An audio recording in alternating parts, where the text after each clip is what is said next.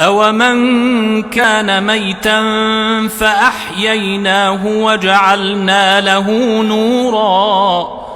وَجَعَلْنَا لَهُ نُورًا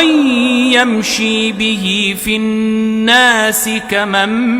مَثَلُهُ فِي الظُّلُمَاتِ لَيْسَ بِخَارِجٍ مِنْهَا كَذَلِكَ زُيِّنَ لِلْكَافِرِينَ مَا كَانُوا يَعْمَلُونَ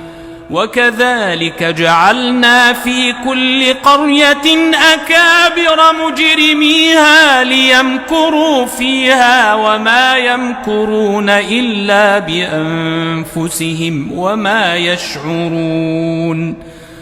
وَإِذَا جَاءَتْهُمْ آيَةٌ قَالُوا لَن نُّؤْمِنَ حَتَّى نُؤْتَىٰ مِثْلَ مَا أُوتِيَ رُسُلُ اللَّهُ أَعْلَمُ حَيْثُ يَجْعَلُ رِسَالَتَهُ سَيُصِيبُ الَّذِينَ أَجْرَمُوا صَغَارٌ عِندَ اللَّهِ وَعَذَابٌ شَدِيدٌ بِمَا كَانُوا يَمْكُرُونَ فَمَن يُرِدِ اللَّهُ أَن يَهْدِيَهُ